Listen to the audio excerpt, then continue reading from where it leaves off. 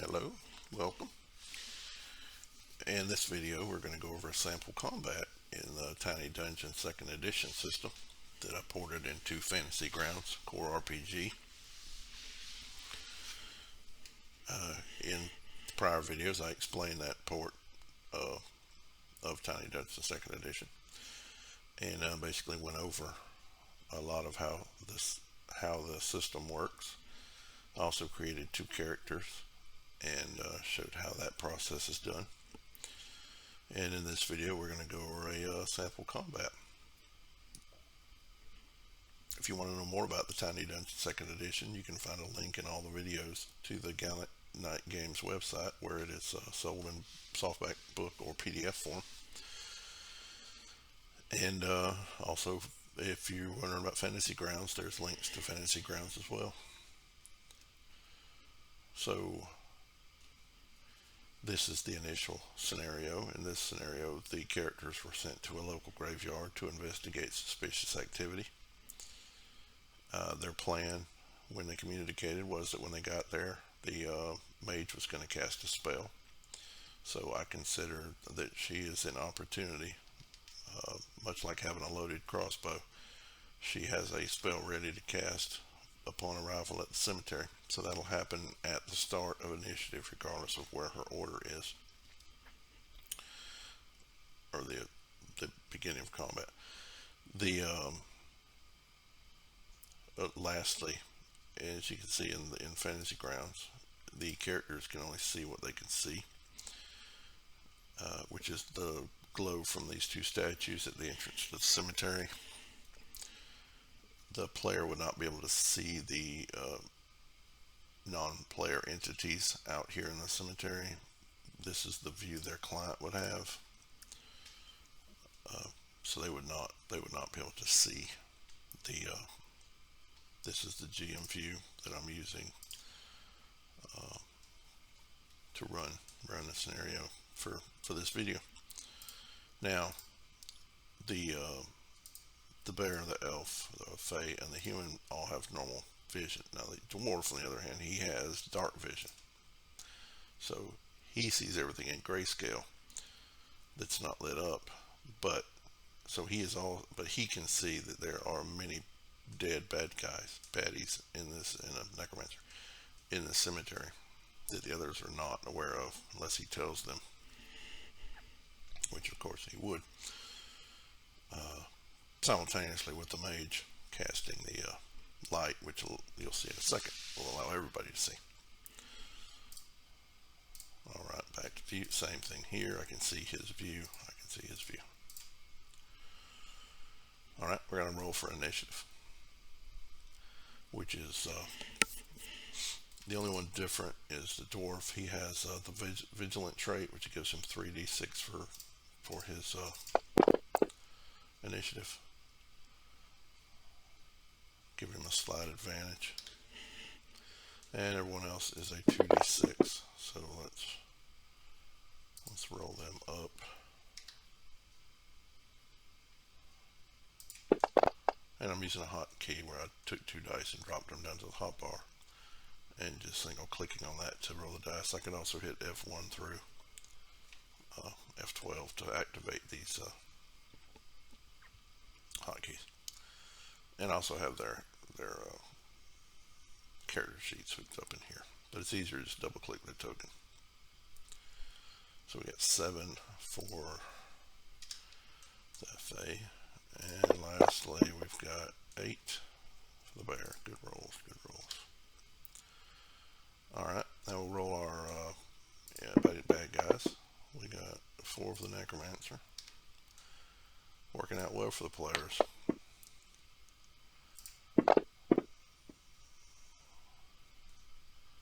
And my fodder creatures with 1. I normally do 1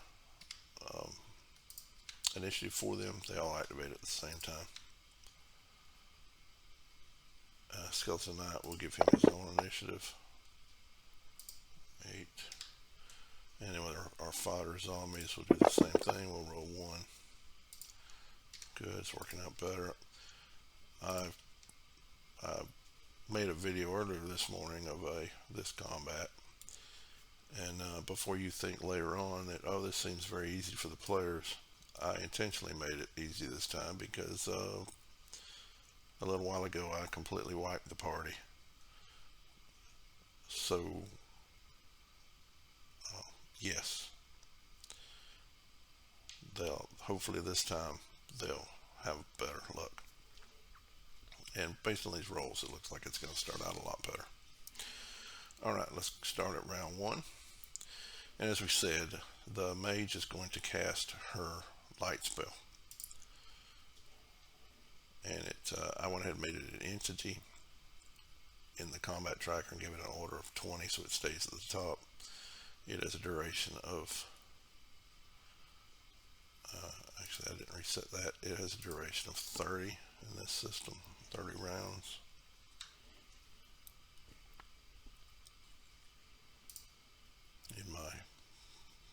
I've determined that her spell has to. So now all we have to do is place it. And somewhere in the center here. Boop. And we have light. Let's reduce this down. It doesn't show up on, since it's invisible, it won't show up on the client. Here. But it'll show up on our end on the GM view and it'll get annoying, so let's shrink it down. And it's creating light. The dark patches here are the field of view or the line of sight. These statues are blocking line of sight to these areas. But they can see enough of the skeleton to tell that there's a skeleton here. This is his view. Same with his. So he's unable to see this guy, but she can. And then the dwarf, he can't see him, but he can see enough of these two to know that there's skeletons there. Alright. So the first actor is going to be the dwarf. He is going to, he has a crossbow that he carries with him, and he carries it loaded. He loaded it on the way to the cemetery. So he's going to start off by firing at the zombie number 1.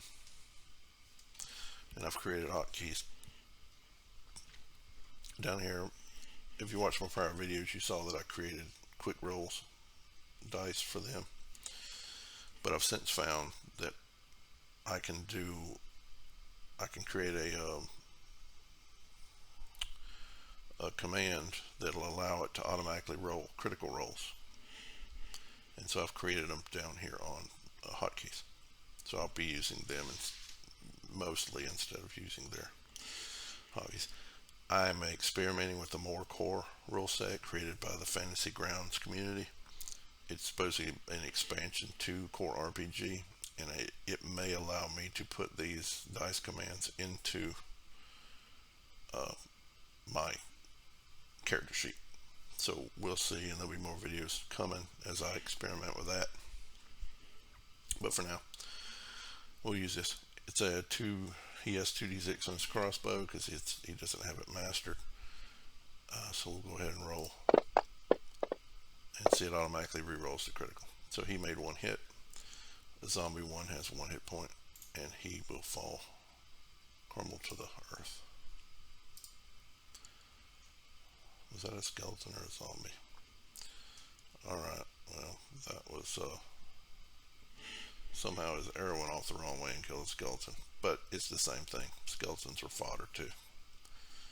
So, it ricocheted off the side of the statue and killed the skeleton that he couldn't even see. Alright. Because I'm not starting this video over. Alright, let's go to the mage next. Now, she knows this necromancer is probably going to start casting some nasty stuff. Because in a dream she had where the entire party got wiped out. That's what happened. So she's going to cast thorns on him to keep him tied up. And she's going to do both actions. And she fumbled terribly both times. So she's completely, we're saying that she's disadvantaged next turn because she don't even know where she's at right now.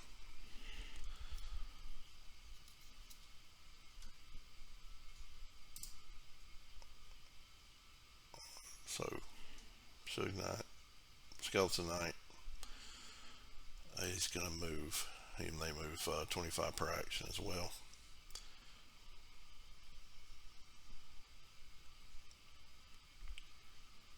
He's going to move down here for 1 action, and then he will attack. Let's see, 1, 2, 3, 4, 5, and 6. He's going to attack the bear for his final action. And that would be 2 hits. Now, one thing about the bear is he has the Drunken Master. He is, if he's intoxicated, he gets a free evade. And he stays intoxicated. And of course, he would have got tanked up before he come out here to the cemetery. So he gets to make a free evade. He doesn't, so he takes 2 hit points. Now, he is wearing leather armor, so that would absorb both those hits for now. Alright. Let's move on to the next actor, which is the bear. So he is going to shred this skeleton, or attempt to. Now, Skeleton Knight has an AR of 3. So let's go ahead and add that. The equivalent of wearing chainmail, which probably it's an old chainmail armor draped over him, that he wore when he was alive. So Teferi is going to attack with his claws.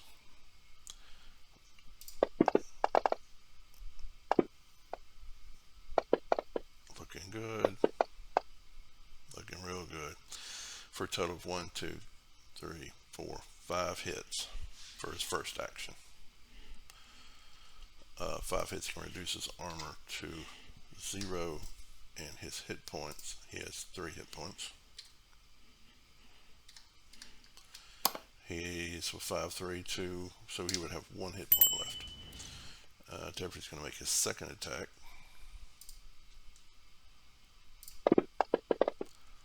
And just completely demolish this here Skeleton Knight.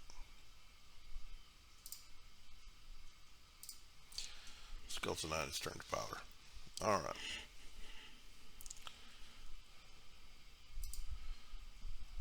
We got the archer. He is going to, let's see, he can't see this skeleton. He can't, he can see this one. He's close enough to the bear that he can probably shoot around him. So he's going to target the zombie and the skeleton. No, better yet, he's going to take 2 shots at the necromancer.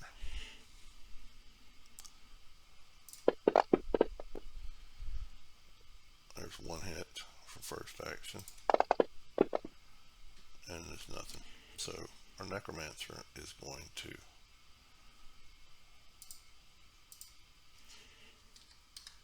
he has 6 hit points, so he's now down to 5.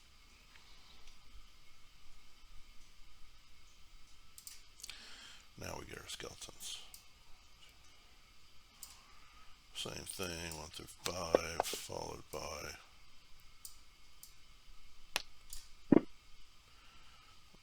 so he's going to also attack the bear.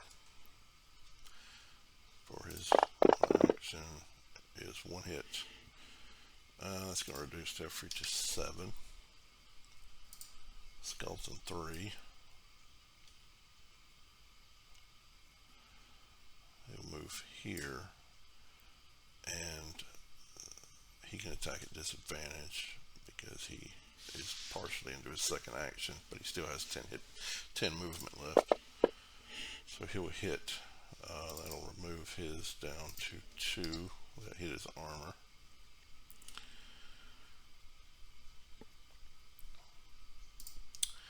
Now the necromancer is going to begin casting a skeleton lord, which takes him 3 actions. So this turn he will cast he'll be casting a spell, and then for one action next turn, and then the Skeleton Lord will be summoned, and he'll still have a remaining action. Alright, we got Zombie 1. It's going to come down here and attack the bear for its final action. And it's a miss. Now, Teferi also has the Opportunist ability, which allows him to attack back for free if an enemy misses him. It's a disadvantaged attack. So he will attack back and miss. Then we have the Zombie 2.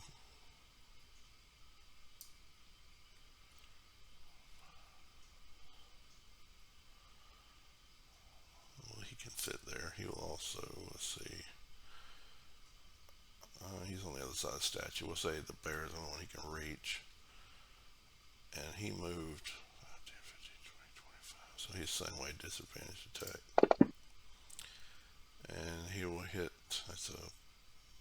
should have been a critical. Oh, I didn't hold shift. Alright, so that's one more hit against Teferi. Reducing him to 6. The Zombie 3 has no more room. 5. And he'll move here and attack with disadvantage against the elf. And he misses. Alright, now we start back at the top of the key. The armor is reset. Now the way you have to think about armor, the way I do it, is it's not that the armor is being depleted and it's being refilled. It's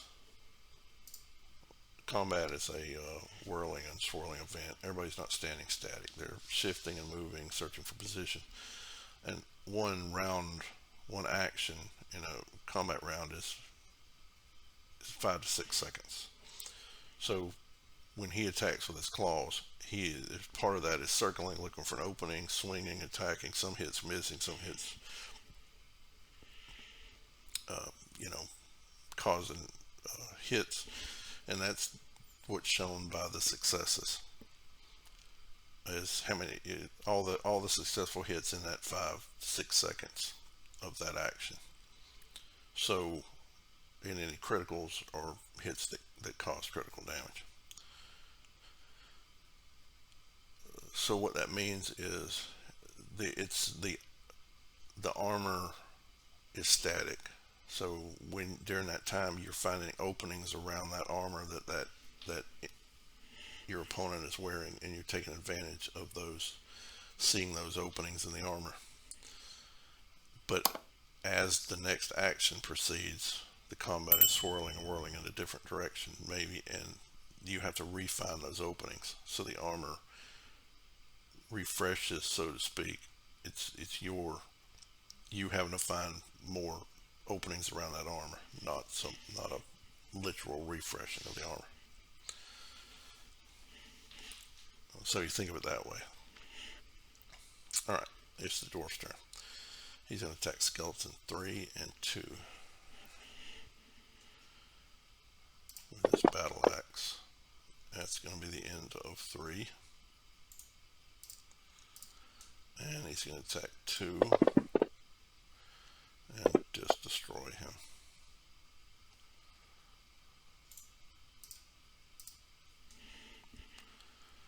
That's the end of his turn. Now, the mage knows that the necromancer is casting a Skeleton Lord spell, but she's kind of small and in the back, so we're going to say she can't quite get a view on him. But we'll let her push through here. So she might as well move up as far as she can. There's one action to move up, and she's going to cast Thorns to try to wrap him up.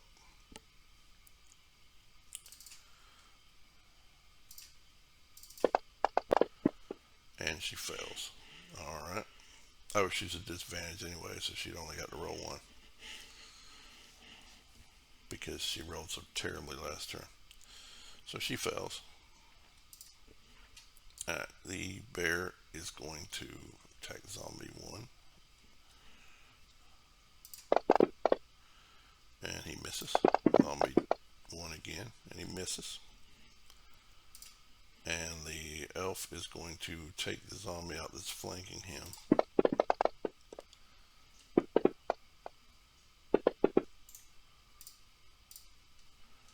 And then fire at zombie 2. And there is no, I don't play where there's a bow user can't fire up close. I mean, if you watch Lord of the Rings movies and Legolas, that's your hero level bow user. So he would put an arrow right touching your face when he fired it. So I don't buy into that. You're too close to use the bow. Now, if I've got somebody that's surrounded by enemies, I may say, okay, you're going to have to switch to your other weapon. But in a situation like this, he's on the other side of the statue. He's trying to crawl around the statue, around this big bear. Sarfa's good enough to get a shot off. And miss. Okay. Necromancer's going to finish casting a Skeleton Lord, unfortunately for the players.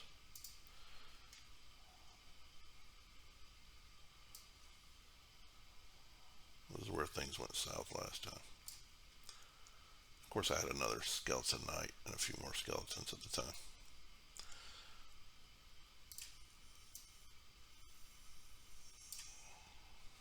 He's not that big. Alright. But I do like making my powerful things larger than the others so they represent. And now he won't activate to the end of the turn, so he's just there. Now the Necromancer has another action, so he is going to cast.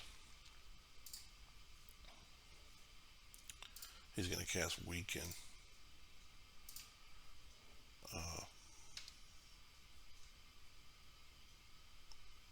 Weaken on Jazza, so she only has one action next turn.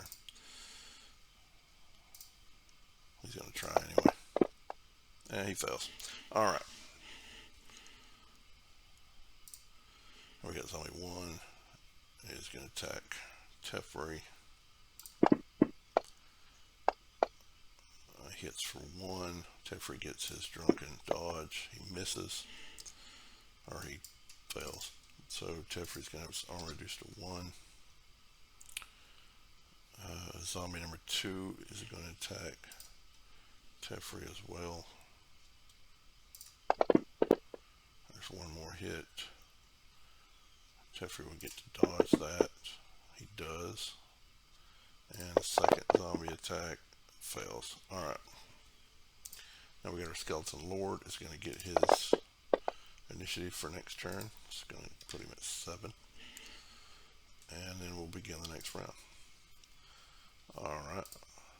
Now the dwarf really likes to fight things. He's going to run up and fight the Skeleton Lord for his second action.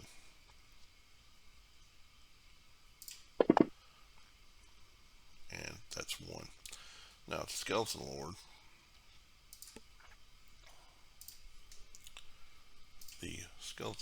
has 5 hit points and an AR of 4, armor of 4. He's equivalent of wearing plate mail.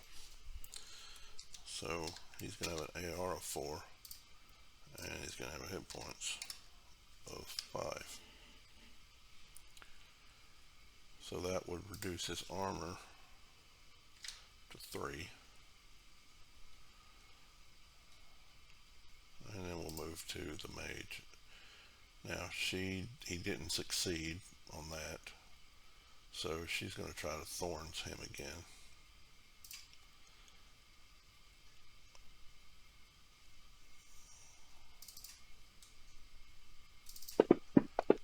And she succeeds.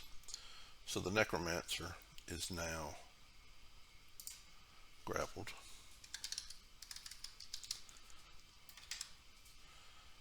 For 1 round. And he also takes 1 hit point per round. So he takes a hit point now.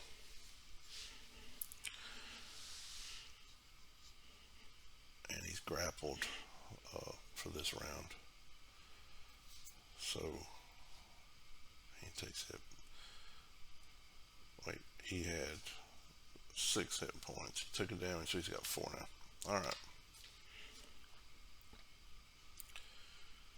And she has a second action. She's going to try to cast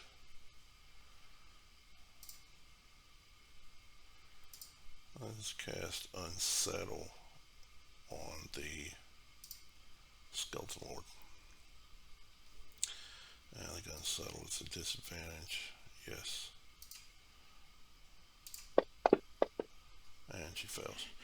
Alright. Teferi's going to finish off this zombie. Nope. Second attack. Nope. Alright. The elf is going to take out the zombie in front of him. Yes.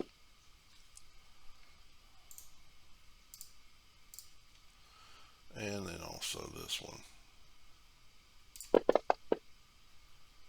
No. Alright. Now we got the Skeleton Lord, who is not affected at all. He is going to hit Dwarf.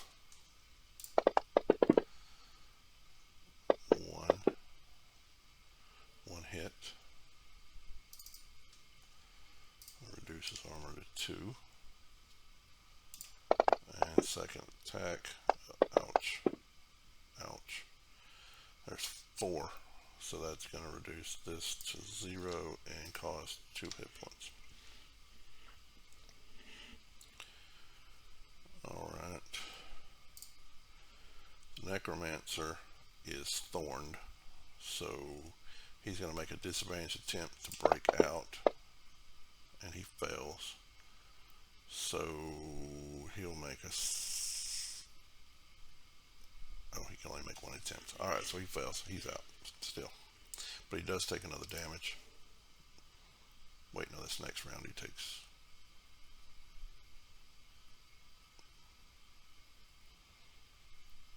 Hold on, let me check her thorns again.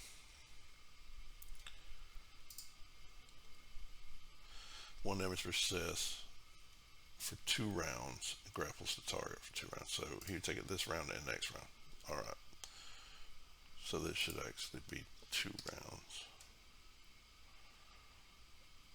And then next round he'll take another damage.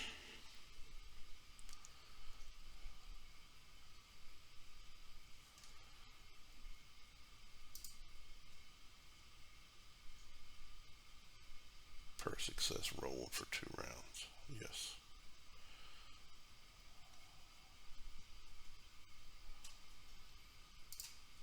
Alright, anyway. Zombie 1.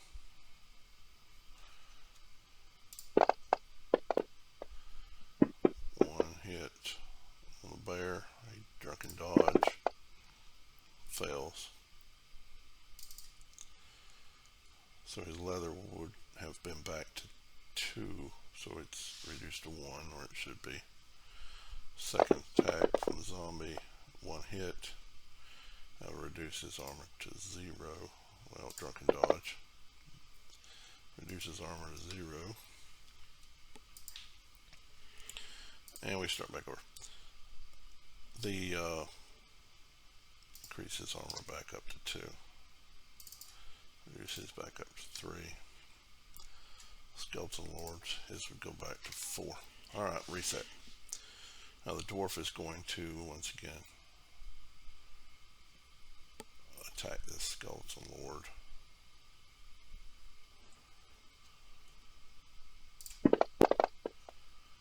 Miss. Miss. That was well. Now the mage, he's thorned this next round, so she is going to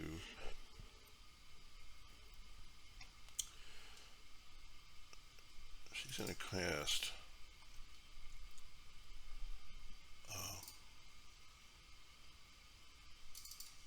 she's going to cast her Grant Life Force on the dwarf.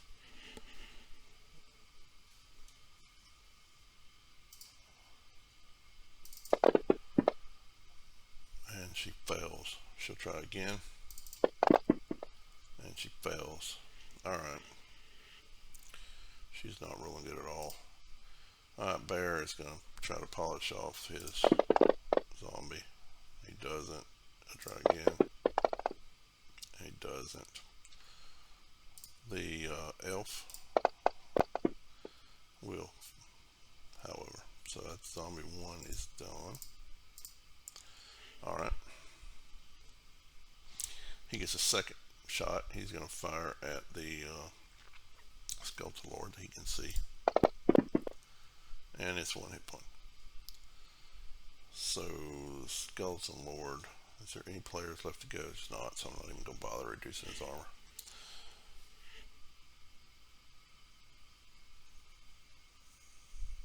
Because we're about to start over anyway. Skeleton Lord is not affected. He's going to attack the dwarf. There's 2 hits.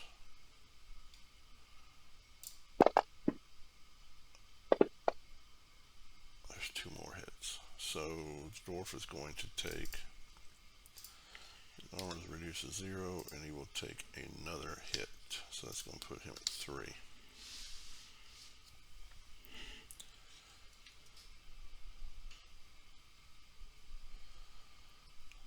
The Necromancer is going to take another damage from the thorns, and he is grappled this turn. So we'll start the next turn. Alright, dwarf, he's getting low, but he's still pretty cocky. He's going to do an evade for 1 action, and then he's going to attack with the other. So 1 hit on the Skeleton Lord. We're going to Mage. She's going to try to get her act together. She knows he's no longer bound. So she's going to try to hit him with some more thorns. I say try because she's rolling terribly. Alright, she succeeds. So the Necromancer is wrapped up in some more thorns. So that'll reduce him to 2. He's also going to be grappled for 2 more rounds.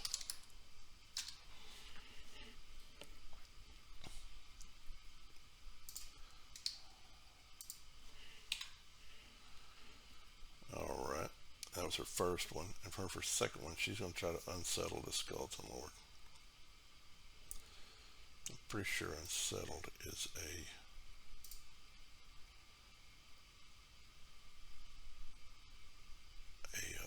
disadvantage, yes. Oh, she fumbled it. Alright. It's the bear. He's going to run up.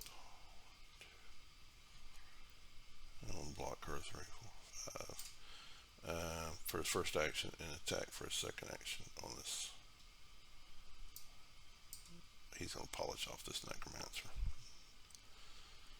He went 1, 2, 3, 4, 5. His free 5. Every player character gets a 5-foot free move on top of their other actions. So technically you can move 55 feet per combat round. And I get it. The whole argument of a round is 5 to 6 seconds. 2 rounds would be 10 to 12 seconds. You mean I can only move 55 feet in that time? Listen, you're not sprinting. So you could sprint and then make a test because you trip and then go twice that. So it's close enough for the sausage that we're making. So it's just easier to have one standard. So unless your character has special abilities, it makes them move farther.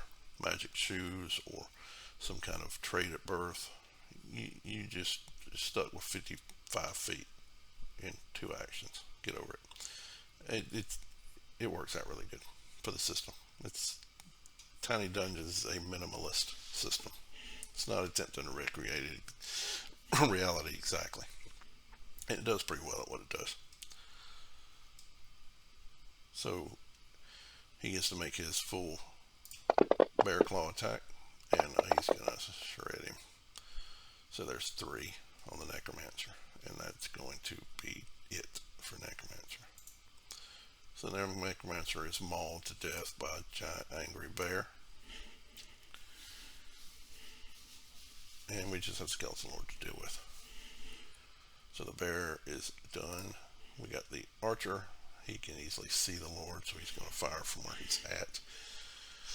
And I don't know if I've mentioned in this recording of this video, but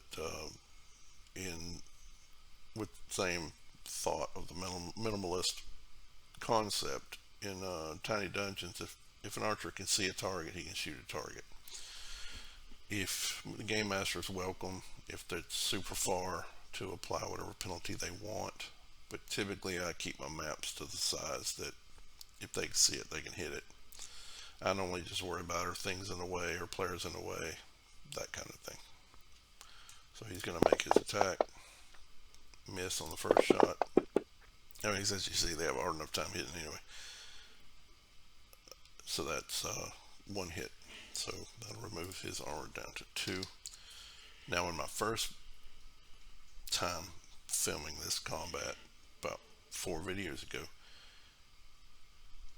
he never missed. Out of about probably 8 turns of 2 actions apiece, he missed 1 time. This time he can't hit nothing. So it's the joy of randomness. And that's the Skeleton Lord's turn. So he is going to continue pounding on this dwarf that's got him angry. So there's 1 hit, 2 hits. So there's 2 hits on him. That's the end of his action. I'm not even going to bother reducing his armor for that, because we're starting over. Now,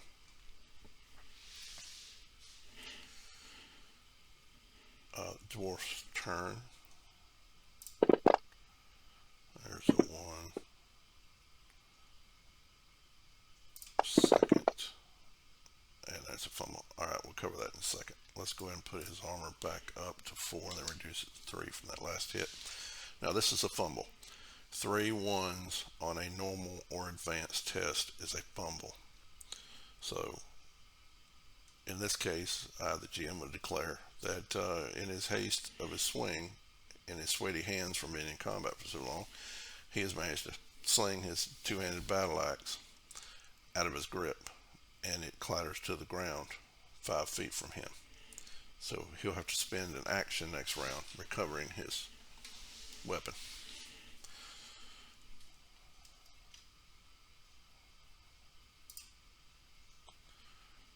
So let's go to the mage. She's going to cast that Grant Life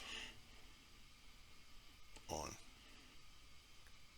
the dwarf. She'll succeed this time. Now Grant Life reduces her hit points by 2, but it gives him 2 actions. So he'll immediately go and pick up his battle axe and use his second action to attack the Lord.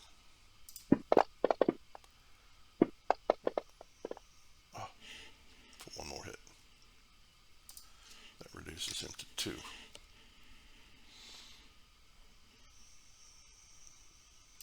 Now the bear is going to attack the... also don't worry about facing and flanking.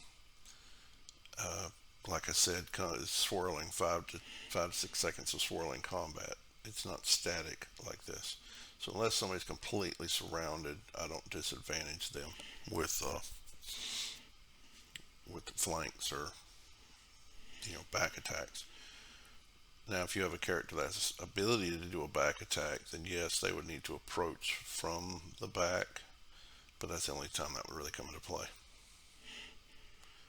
Once again, it's a minimalist. So he's going to make, and then like I said, it's up to the GM. He can do that if he wanted to, but I don't.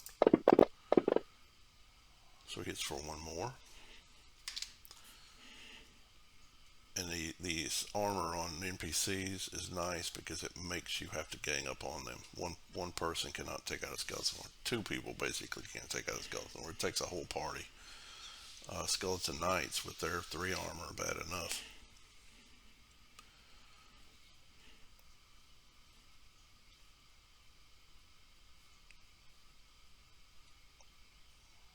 And then the archer is going to fire his 2 shots.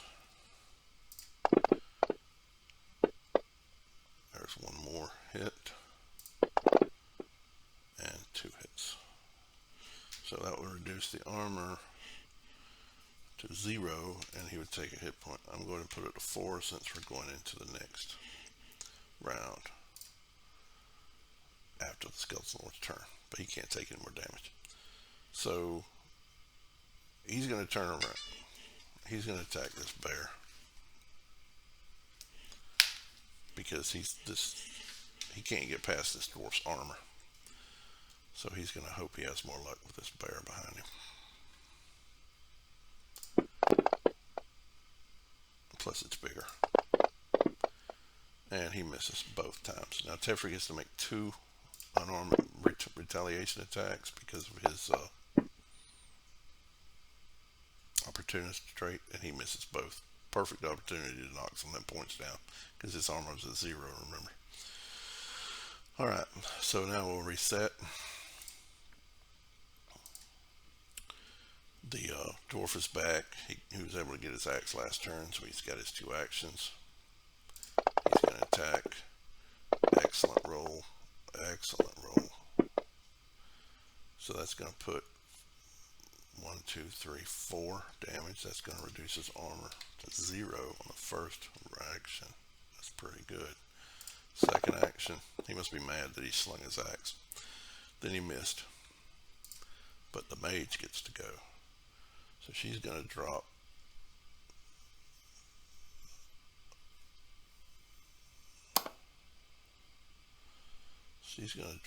some thorns on the Lord. And she's set up to be a healer. That's why she don't have a lot of direct attack spells. I haven't picked any of those disciplines. She's mainly a healer and a support. So she succeeds on thorns. The skeleton lord will take 1 damage from the thorns. And then he's going to be grappled for 2 rounds.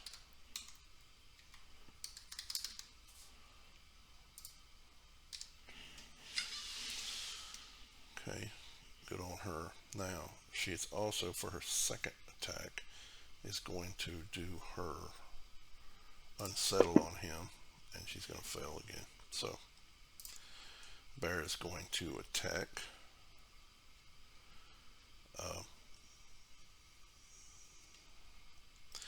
And this is the case where I might give some kind of bonus on top. This skeleton lord is wrapped up in thorns. I could say that the bear could hit on a 4, 5, or 6 instead of 5 or 6. But he's also wrapped up in thorns, so it makes it slightly harder to attack without you taking damage. So I'm not going to give him any kind of benefit just because he's wrapped up in thorns, because thorns go both ways. But he's going to get to make his 2 attacks against him. Miss. And there's 3 hits. So that's he had been reduced, thankfully, by the dwarves' initial attack, and the thorns had reduced 1, so that 3 hit. The bear was able to rip through the thorns and shred the skeleton lord. And that is when the music would play, signaling the combat had ended in victory. So that is a success in this combat scenario example of the Tiny Dungeon 2nd edition system ported to CoreRPG. fantasy grounds. And now you would have the cleanup. They can go around, look for treasure, heal whatever they needed to do. Go back and tell the townsfolk that it was a necromancer using the cemetery to summon an undead, and that they had put pay to him, collect their reward, and get ready for the next adventure. But also, as I said earlier in the video, if you say, well, that was a little easy, well, I intentionally made it easy. In the video before this, that I didn't, I stopped most of the way through because the party had completely wiped. There was a few more skeletons, another skeleton knight, and the necromancer had actually been able to summon a second skeleton lord, and the party got wiped. One of them died, one of them was unconscious, and the only one left was the mage and the archer, and they were surrounded by fodder. It was not going to end well. So the system can be balanced by the GM to make it as fun, easy, or as difficult as they want it to be. So I hope you've enjoyed the video, and until next time,